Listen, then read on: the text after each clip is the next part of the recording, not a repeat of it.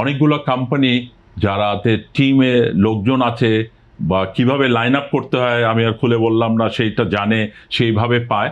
ছোট ছোট কোম্পানিগুলো সেই সুযোগ থেকে বঞ্চিত। আমরা সোলার প্যানেল বসিয়ে আমরা কিভাবে নিজেরা ইলেকট্রিসিটি জেনারেট করতে পারি, বাট সেগুলো তো আসলে সাপোর্ট দরকার। এখানেও আমি বলবো যে এবার বাজেটে সরকার এই সোলারের যেন আমরা আরো বেশি ইউজ করতে পারি, যেটা এর আগে তো সোলারের শুল্ক কমানো হয়েছে, কিন্তু solar is enough for you?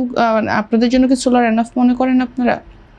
আমি যে জিনিসটা বলবো যে এইটা যেহেতু সোলারে এটা করতে একটা ইনভেস্টমেন্ট লাগে, একটা ভালো ইনভেস্টমেন্ট লাগে। এই কারণে আগে আমরা চেষ্টা করেছি এটা করার জন্য, বাট বিভিন্ন ধরনের ট্যাক্সের কারণে, বিভিন্ন ধরনের প্রসিডিউরের কারণে আমরা সেই পরিমাণ আমরা করতে পারি না। তারপর আমরা কিছু করেছি। বসুন্ধরা টিস্যু, অশুদ্ধতার বিরুদ্ধে এক বিন্দুও ছাড় নয়। এবার ট্যাক্স অনেক কমে দিয়েছে, ট্যাক্স অলমোস্ট কতগুলোতে জিরো করে দিয়েছে।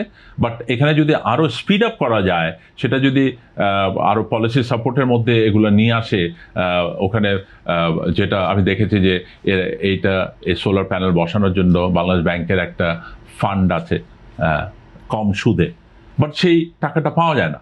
সেইটা দেখা যায় যে কে পাচ্ছে বোঝা খুব ডিফিকাল্ট।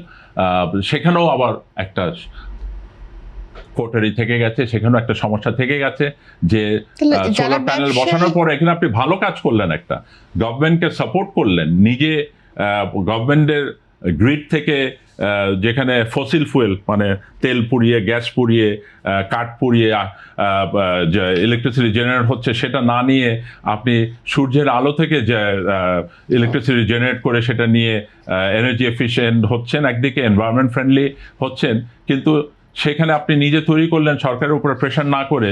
সেই জায়গায় আপনি সরকারের থেকে যেখানে কম সুদে টাকা পাওয়ার কথা আপনাকে বলেছে দিবে, সেটা আলটিমেটলি দিচ্ছে না। সুতরাং সেইখানে কিন্তু ডিসকারেজ হয়ে যায় আমাদের এন্টারপ্রেনার। এখানে একটু দুইটা ভাগে ভাগ করতে চাই আমি। একটা হচ্ছে বড় যারা অর্ডার নেয় বা বড় শিল্প ও কারখানা যাদের রয়েছে, বড় কোম্পানিগুলো। আরেকটা হচ্ছে ক্ষুদ্র মাঝারি কোম্পানি।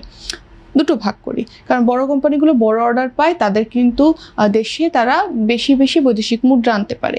আর ছোট কোম্পানিগুলো উঠতি, তাদেরকেও আমাদেরকে এখন সহায়তা দেওয়া প্রয়োজন। কারা বেশি নেগলেক্টেড? একটা জায়গায় কি দেখা যায় কি যে ছোটগুলো সব এই সুবিধাগুলো পায় না, বিকজ তাদেরকে দুটো কারণে। যে একটা কারণ হলো যে ব্যাংকগুলো যখনই কোনো কিছু এ ধরনের লেন্ডিং করে বা দেয়, তারা মর্টগেজ, তারা সব কিছু চায়, এবং সেটার কারণে দিতে পারে না দেখে বড় অনেক কোম্পানি সেই সুযোগটা পায়। যে একটা কথা আছে যে তেলা মাথায় তেল, যে এই মাথায় অলরেডি অনেক তেল আছে সেই মাথায় আরও তেল দেওয়া হয়। তো সেই জিনিসটাই দেখা যায় যে কম ইন্টারেস্ট রেটে ওই বড় কোম্পানিগুলোই পায়, এবং সেই অনেকগুলো কোম্পানি যারাতে টিমে লোকজন আছে বা কিভাবে লাইন আপ করতে হয় আমি আর খুলে বললাম না, সেইটা জানে, সেইভাবে পায়। ছোট ছোট কোম্পানিগুলো সেই সুযোগ থেকে বঞ্চিত। কিন্তু আপনি সোলার নিয়ে যেটা একটু আগে বললেন, এই সেম কাহিনী কি এটা বড়দের ছোটদের ক্ষেত্রেও হচ্ছে? সেম কাহিনী এখানে হচ্ছে, সব জায়গাতে এই কাহিনী হচ্ছে। তা এরকম করলে ছোট উদ্যোক্তারা উঠবে কিভাবে?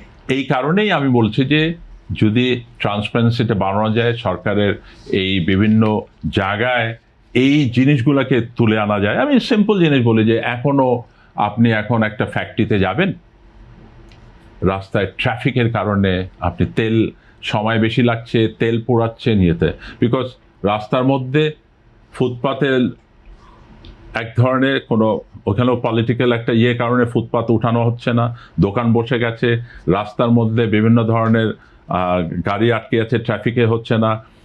এই যে এনভায়রনমেন্টেরও সমস্যা, কস্টেরও সমস্যা। তো এই ব্যাপারে আমি মনে করি যে সরকারের আরও স্ট্রিক্ট হওয়া দরকার।